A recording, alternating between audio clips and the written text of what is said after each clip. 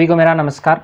तो देखिए आज अपन जो है कक्षा 6 की ही जो अपनी भूगोल की जो पुस्तक चल रही है पृथ्वी हमारा आवास, उसी में अपन जो है आगे बात करते हैं। अपना अगला जो चैप्टर रहेगा वो रहेगा चैप्टर नंबर 7 और 7वें पाठवे में जो है पाठ का जो नाम है वो रहेगा हमारा देश भारत। यानी भारत की किस प्रकार की भौगोलिक स्थिति है, भारत जो है किस दिशा में किस प्रकार जो है उसकी बसावट वगैरह है, उन सब को लेकर अपन बात करेंगे। तो ज़्यादा समय व्यस्त न करते हुए चलिए शुरू करते हैं आज की इस क्लास को।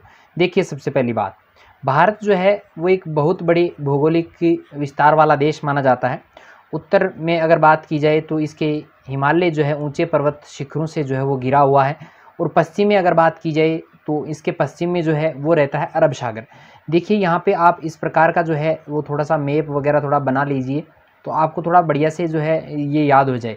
यहाँ पर इस दिशा में यहाँ पर जो है अपना हिमालय जो है वो यहाँ पर है, ठीक है।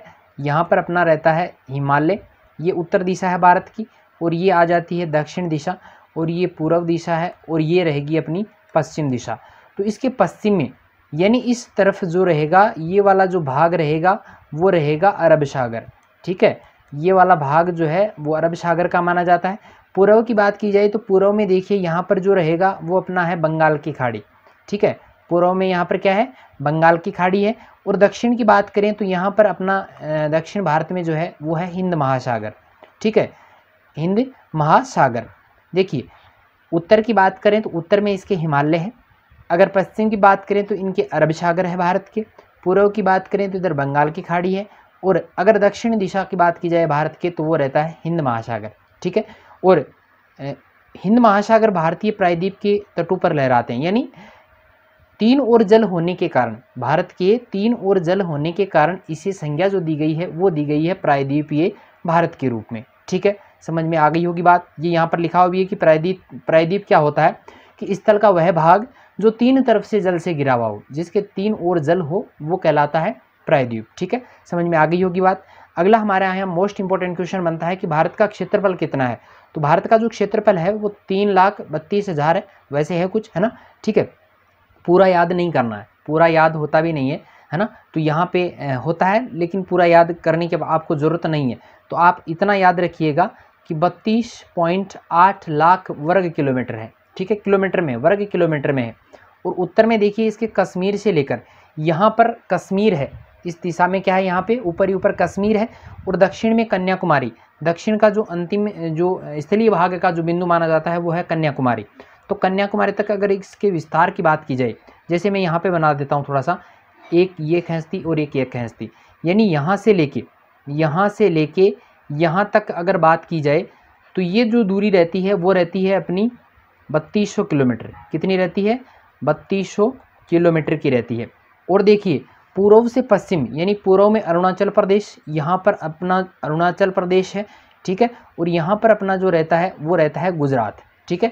और गुजरात का ही एक जगह का नाम है कच्छ, ठीक है। कच्छ का रण जिसे कहते हैं, कच्छ जिसे कहते हैं, वो अपना सबसे पश्चिमी बिंदु है, ठीक है। तो अरुणाचल प्रदेश से लेके जो कच्छ की खाड़ी है, यानी कच्छ नामक जो स्थान है, वहाँ तक अगर बात की जाए तो लगभग ये जो दूरी रहती है वो रहती है 2900 किलोमीटर। कितनी रहती है, 2900 किलोमीटर, ठीक है। समझ में आ गया होगा मेरे ख्याल से इतना। चलिए आगे देखिए, ऊंचे ऊंचे पर्वत भारतीय महामरुस्थल है, उत्तरी मैदान है, असमान पठारी स्थल है, सतह है, और तटीय भाग है, तथा द्वीपीय समूह स्थल रूपों की विभिन्नता को भी दर्शाते हैं। और यहाँ की जलवायु, वनस्पति, वन्य जीवों के साथ साथ भाषा है, संस्कृति है, उसमें भी आपको काफ़ी ज़्यादा भिन्नता देखने को मिलती है। यानी भारत एक ऐसा देश है जहाँ पर आपको विविधता जो है वो देखने को मिलती है, चाहे जलवायु के रूप में हो, चाहे वन्य जीवों के रूप में हो, वनस्पति के रूप में हो, या भाषा या संस्कृति की बात जहाँ पर की जाए, यानी सब में आपको जो है विभिन्नता देखने को मिलेगी, ठीक है। चलिए आगे चलते हैं। इस विभिन्नता में भी एकता पाई जाती है, यानी विभिन्नता तो है भारत में, लेकिन इन सब के बावजूद एकता का जो गुण है वो भारत में पाया जाता है, जो हमारी परंपराओं में भी दिखाई देती है। यही कारण है कि हम एक राष्ट्र में बंधे हुए हैं, यानी हम सब जो है एक धागे में जो है अपने आप को अपने बांध रखा है, ठीक है। और वर्ष 2011 से अब तक भारत की अगर आबादी की बात की जाए तो लगभग 120 करोड़ से ज़्यादा ही हो चुकी है। अभी जनगणना होनी बाकी है, तो उसमें पता चल जाएगा कि कितनी और बड़ी है, ठीक है।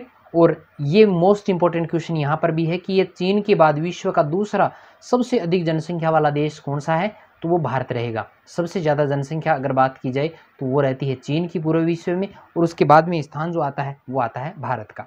चलिए अभी जो है अपनी इनकी जो स्थिति है, अपने भारत देश की जो स्थिति है उसको लेके अपन बात करते हैं। तो भारत, सबसे पहली बात ये हो गई अपनी, देखिए यहाँ पे थोड़ा सा ये जगह है, हाँ ये अपनी मान लो कर्क रेखा है, सॉरी विषुवत रेखा 0 डिग्री अक्षांश है, ठीक है। इस 0 डिग्री अक्षांश के भारत जो है इस दिशा में है, और ये विषुवत रेखा वाला भाग हो गया। यहाँ पर ये देखिए, यहाँ वाला ये जो भाग है वो उत्तरी गोलार्ध है, यानी इस रेखा से इस तरफ उत्तरी है और इस तरफ है दक्षिणी। तो उत्तरी गोलार्ध में भारत स्थित है, ये बात अपन पहले भी पढ़ चुके हैं। कर्क रेखा 23.5 डिग्री उत्तरी अक्षांश, कर्क रेखा जिसे अपन 23.5 डिग्री उत्तरी अक्षांश के नाम से जानते हैं, देश के लगभग बीच में से गुजरती है, बीच में से गुजरती है भाई, भारत के बीच में से गुजरती है। और दक्षिण से उत्तर की ओर भारत की मुख्य भूमि का अगर विस्तार की बात की जाए, कहाँ से, दक्षिण से उत्तर, यानी यहाँ से लेके, देखिए ये अपनी हो गई, यहाँ पर मैं बना देता हूँ, ये अपनी हो गई विषुवत रेखा 0 डिग्री अक्षांश, ठीक है। अब इस अक्षांश से अपने यहाँ पर है 23.5 डिग्री उत्तरी अक्षांश, और 23.5 डिग्री उत्तरी अक्षांश जो है वो भारत के लगभग बीच में से गुजरता है। तो इस प्रकार अपन भारत की स्थिति मान सकते हैं। अब यहाँ पर देखिए, ये वाला जो बिंदु है, ये वाला जो बिंदु है यहाँ पर है 8 डिग्री 4 मिनट, कितना है 8 डिग्री 4 मिनट। और इसका जो उत्तरी बिंदु है, देखिए ये दक्षिण की बात है, सॉरी 8 डिग्री 4 मिनट, ये उत्तर की, भारत का तो ये उत्तर है, और यहाँ से 0 डिग्री से विश्व के मानचित्र के हिसाब से अगर देखा जाए तो इतर वाला भाग पूरा उत्तरी रहता है। अब आप यहाँ पे कंफ्यूज मत हो जाना कि भारत का दक्षिणतम बिंदु है और यहाँ पर 8 डिग्री 4 मिनट उत्तर दे रखा है, ये जरूर आएगा, उत्तर ही आएगा, क्योंकि 0 डिग्री अक्षांश से ये किस दिशा में है, उत्तर की दिशा में है। 0 डिग्री अक्षांश से विश्व की के रूप में स्थिति की अगर बात की जाए तो ये उत्तरी भाग में है, उत्तरी भाग में होने के कारण 8 डिग्री 4 मिनट उत्तरी ही लगाया है। तो ये 8 डिग्री 4 मिनट यहाँ है, और 37 डिग्री 6 मिनट 37 डिग्री 6 मिनट जो है वो उत्तरी रहता है, यानी 8 डिग्री 4 मिनट से 37 डिग्री 6 मिनट 37 डिग्री 6 मिनट उत्तरी अक्षांशों के बीच में भारत बसा हुआ है। और अगर देशांतरीय विस्तार की बात की जाए, देशांतरीय वाला ये जो विस्तार रहता है इसकी अगर बात की जाए तो यहाँ पर देखिए थोड़ा सा कि पश्चिम से पूर्व तक भारत का विस्तार, यानी यहाँ पर कितना डिग्री है, 68 डिग्री 7 मिनट पूर्वी देशांतर, 68 डिग्री 7 मिनट पूर्वी देशांतर, और 97 डिग्री 25 मिनट पूर्वी देशांतरों के बीच में है, ठीक है। ये भारत की स्थिति हो गई। आगे देखिए, अगर हम विश्व को पूर्वी तथा पश्चिमी गोलार्ध में बांटते हैं तो भारत की स्थिति किस गोलार्ध में होगी, उत्तरी गोलार्ध में होगी, ये अपन ने पढ़ लिया है। अच्छा, पूर्व और पश्चिम में बांटें तब अपना भारत जो है वो आता है पूर्वी गोलार्ध में। बहुत बड़े देशांतरीय विस्तार लगभग 29 डिग्री के कारण यहाँ के दो छोरों पर स्थित स्थानों के स्थानीय समय में बहुत अंतर हो गया है। अब स्थानीय समय जो है वो देशांतरीय जो रेखाएं खींची हुई होती हैं उनके हिसाब से अपना जो है समय निर्धारित होता है। और यहाँ पर आपको बता दें कि भारत का जो ये विस्तार है, देखिए 68 डिग्री 7 मिनट से 97 डिग्री 25 मिनट पूर्वी देशांतर जो है, यानी ये देशांतर 0 डिग्री देशांतर जो है उसके पूर्व दिशा में स्थित है, ठीक है। तो यहाँ पर ये एक इम्पोर्टेंट बिंदु रहता है कि 29 डिग्री का अंतर है बीच में, और 1 डिग्री बराबर 4 मिनट होते हैं। तो इसके हिसाब से अगर बात की जाए तो लगभग 2 घंटे का अंतर आ जाता है। लगभग कितने घंटे का अंतर आ जाता है, 2 घंटे का अंतर जो है वो आ जाता है। और इसी कारण जो है 2 घंटे का अंतर आने के कारण देखो क्या होता है, इस तरह की दूरी पर स्थित दो स्थानों के समय का जो अंतर है वो लगभग यहाँ पर दिया गया है, लगभग कितना होता है भाई, ऊपर दे रखा है, लगभग जो है 2 घंटे का होता है, 2 घंटे का होता है, जैसा कि आपने पहले पढ़ लिया है, पहले मैंने ये सारी बातें आपको बता दी हैं। और प्रत्येक एक देशांतर के लिए स्थानीय समय अगर बात की जाए तो वो लगभग 4 मिनट का रहता है। और पश्चिम में गुजरात की अपेक्षा पूर्व के अरुणाचल प्रदेश में सूर्योदय लगभग 2 घंटे पहले होता है। भाई यहाँ पर देखिए, ये मानचित्र आप देख लीजिएगा। अब यहाँ पर ये वाला जो भाग है, यहाँ पर सूर्योदय जो है 2 घंटे पहले होता है। जैसे मान लो यहाँ पर 8 बजे सूर्योदय होता है, तो यहाँ पर सूर्योदय जो है वो कितने बजे होगा, यहाँ पर 10 बजे होगा, 2 घंटे का अंतर है। यहाँ पर 8 बजे सूर्योदय होता है और यहाँ पर 10 बजे होगा, यानी 2 घंटे का लगभग जो है देशांतरों के में जो है अंतर आ जाता है। आगे देखिए, आप पहले पढ़ चुके हैं कि 82.5 डिग्री, ये मैंने बात आपको पहले पढ़ा दी है कि 82.5 डिग्री पूर्वी देशांतर जो है वो भारत का स्थानीय समय माना जाता है, यानी पूरे भारत का एक मानक समय निर्धारित किया गया है और वो निर्धारित किया गया है 82.5 डिग्री पूर्वी देशांतर से, ठीक है। और इस यामोत्तर को, यानी देशांतर को किस नाम से जानते हैं? यामोत्तर के नाम से भी जानते हैं। और इस यामोत्तर को भारत का मानक यामोत्तर भी कहा जाता है, यामोत्तर जो है वो कहा जाता है, ठीक है। अभी अपन बात करते हैं भारत के पड़ोसी देशों को लेके। तो देखिए 7 देशों की स्थलीय सीमा इनकी सीमाओं से जुड़ी हुई है, चित्र में आपको दिख रहा होगा। सबसे पहले बात करें तो यहाँ पर देखिए ऊपर ही ऊपर अफगानिस्तान की सीमा थोड़ी सी अपने भारत देश से लगती है, ये इधर अफगानिस्तान है। और इधर पाकिस्तान वाला जो भाग है, ये वाला जो भाग है, ये पूरा का पूरा जो है ये पाकिस्तान से अपनी देश की जो सीमा है वो लगती है, ठीक है। इसमें जो है अपना जम्मू कश्मीर आ जाता है और अपना जो है यहाँ पर पंजाब आ जाता है, ठीक है, राजस्थान आ जाता है, गुजरात आ जाता है, ये सारे के सारे जो है पाकिस्तान से जुड़े हुए हैं, ठीक है। और इस वाले भाग की बात करें तो इधर देखिए ये पूरा का पूरा जो भाग है वो तिब्बत का आ जाता है, यहाँ पर ये तिब्बत वाला भाग आ जाता है। इधर नेपाल की सीमा जो भारत से लगती है, यहाँ पर देखिए भूटान आ जाता है, भूटान की सीमा भारत से लगती है। यहाँ पर बांग्लादेश है, ठीक है, म्यांमार की सीमा जो है वो भी भारत से लगती है। और आगे देखिए नीचे जो है कोई देश यहाँ पर नहीं है।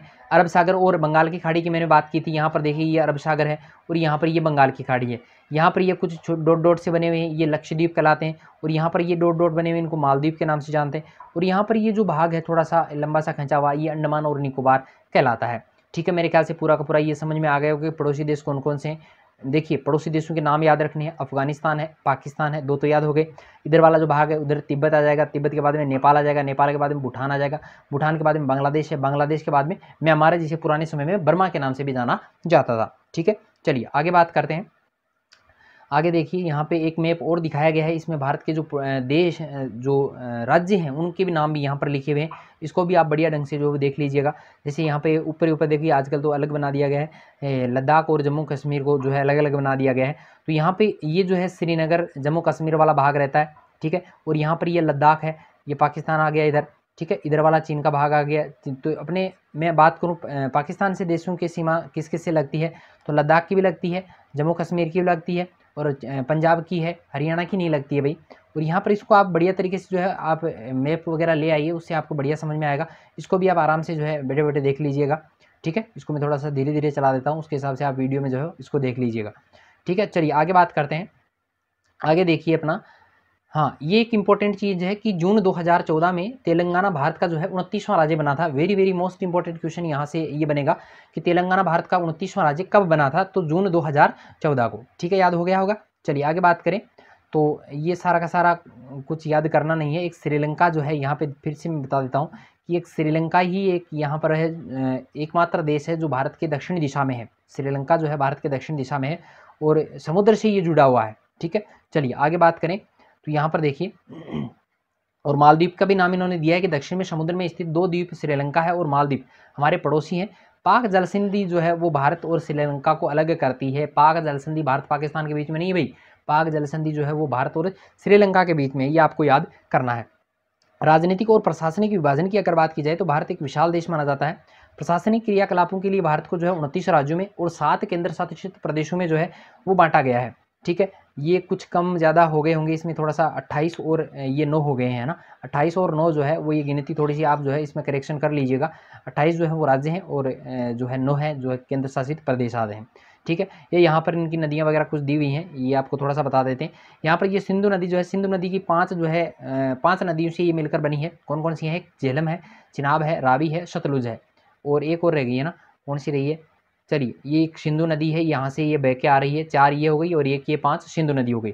तो 5 नदियों जो है यहाँ पर मिलकर जो है अंत में जो है सिंधु नदी का निर्माण करती हैं, ठीक है। ये अरावली पर्वत श्रृंखला यहाँ पर आपको दिख रही होगी और ये जो ऊपर वाला जो भाग है वो हिमालय का भाग माना जाता है। नीचे वाला इसके जो है वो शिवालिक श्रेणी मानी जाती है, ठीक है। यहाँ पर ब्रह्मपुत्र नदी बह रही है, ये वाली जो है ब्रह्मपुत्र नदी इस प्रकार बह रही है। और आगे बात की जाए तो यहाँ पर देखिए ये वाली गंगा नदी है, गंगा नदी है, ये यहाँ से इस प्रकार जो है वो बहती हुई दिखाई दे रही होगी। यमुना नदी इसके जस्ट इस प्रकार दिख रही होगी और ये वाला जो है चंबल नदी इधर बह ही रही है। और ये ऊपर वाली जो ये श्रेणी है जो मध्य प्रदेश में है, विंध्यन श्रेणी मानी जाती है।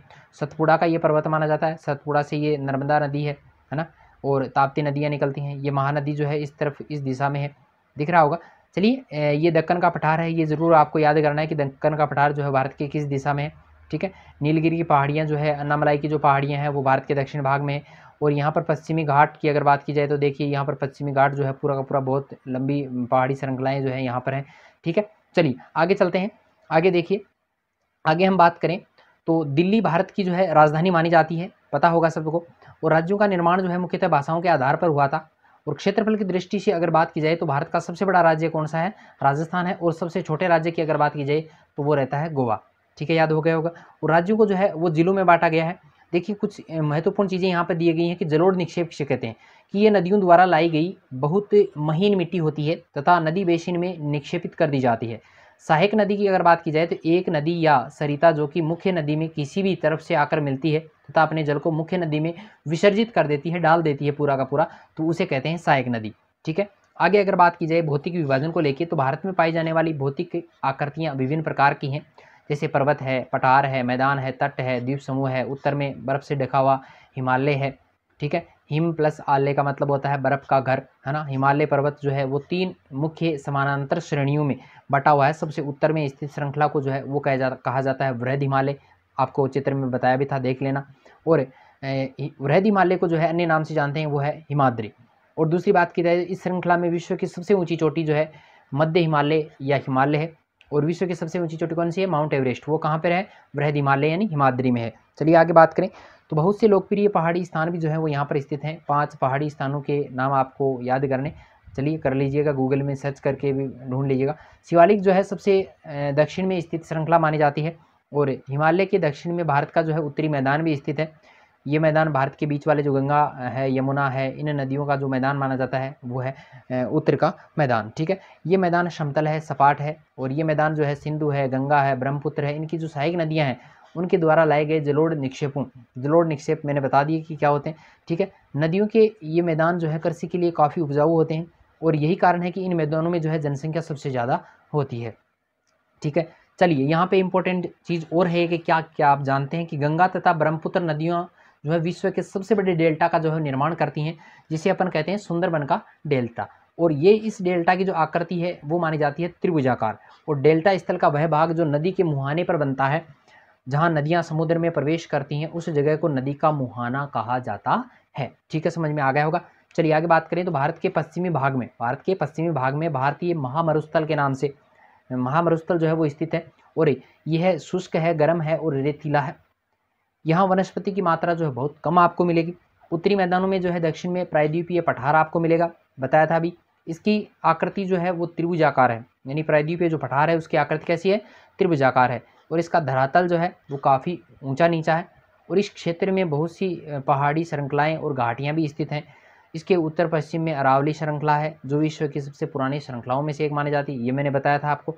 विंध्य तथा सतपुड़ा भी महत्वपूर्ण श्रृंखलाओं में से एक है। इन श्रृंखलाओं से होकर नर्मदा है, ताप्ती है, ये नदियाँ बहती हैं। और ये पश्चिम की तरफ बहने वाली नदियाँ हैं जो अरब सागर में गिरती हैं। बिल्कुल ये 2 ही नदियाँ हैं, नर्मदा और ताप्ती, जो एक जो है पश्चिम दिशा की ओर जाती हैं और अपना जल जो है वो अरब सागर में डालती हैं। और ये पश्चिम की तरफ बहने वाली नदियाँ हैं जो अरब सागर में गिरती हैं। और इस पठार के पश्चिम में जो है पश्चिमी घाट या सह्याद्री, या पूर्व में जो है पूर्वी घाट स्थित है। यानी पश्चिमी घाट को किस नाम से जानते हैं? सह्याद्री के नाम से जानते हैं। और पूर्वी घाट भी जो है भारत की पूर्व दिशा में स्थित है। पश्चिमी घाट का विस्तार एक समान रूप में है, जबकि पूर्वी घाट जो बीच बीच में से टूटा फूटा है। पश्चिमी घाट मैंने दिखाया था कि पूरा का पूरा जुड़ा हुआ है, नीचे जाके थोड़ा सा वो कटा फटा सा है, ठीक है। और इन पठारों में आपको मिलेंगे खनिज है, लोहा है, खनिजों में जैसे लोहा है, कोयला है, ये आपको प्रचुर मात्रा में मिल जाते हैं। और पश्चिमी घाट के पश्चिम में या पूर्वी घाट के पूर्व में तटीय मैदान स्थित है। पश्चिमी तटीय मैदान काफ़ी संकड़े आपको मिलेंगे। और पूर्वी तटीय मैदान जो है वो देखिए, ये यहाँ पे एक चित्र जो है बढ़िया सा दिया गया है। ये थोड़ा सा आपको समझा देते हैं कि क्या होते हैं कि प्रवाल देखिए, छोटे समुद्री जंतुओं के कंकाल हैं। यहाँ पर ये प्रवाल द्वीप जो यहाँ पर दिखाया गया है, और जिसे अपन कहते हैं पोलिप, है ना। जब जीवित पोलिप मरते हैं तब उनका कंकाल बच जाता है और अन्य पोलिप की वर्दी इन ठोस कंकालों के ऊपर होती है, जो बढ़ते बढ़ते काफ़ी ऊंचे हो जाते हैं, तथा इस प्रकार प्रवाल द्वीपों का निर्माण होता है, ठीक है, समझ में आ गया होगा।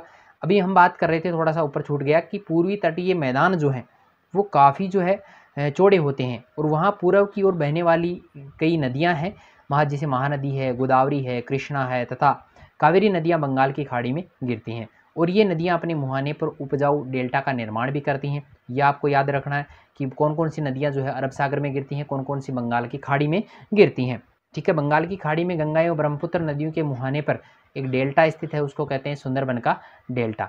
ठीक है, ये सुनामी जब आई थी तो ये बच्चों का कुछ यहाँ पर दिया गया है। ये अपनी 7th क्लास की पुस्तक है, 7th क्लास में अपना पृथ्वी हमारा आवास ये पुस्तक रहे है और उसमें अपना 7वां पार्ट जो है वो मैंने इसमें आपको बताया है।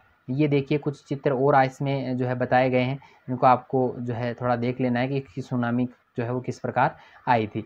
ठीक है, चलिए आगे बात करें तो भारत में 2 द्वीप समूह हैं। एक है लक्षद्वीप जो अरब सागर में स्थित है, ये केरल के तट के कुछ दूर जो है प्रवाल द्वीप के रूप में स्थित है। दूसरा है अपना अंडमान और निकोबार द्वीप समूह है, ये भारत के दक्षिण पूर्व दिशा में बंगाल की खाड़ी में स्थित है।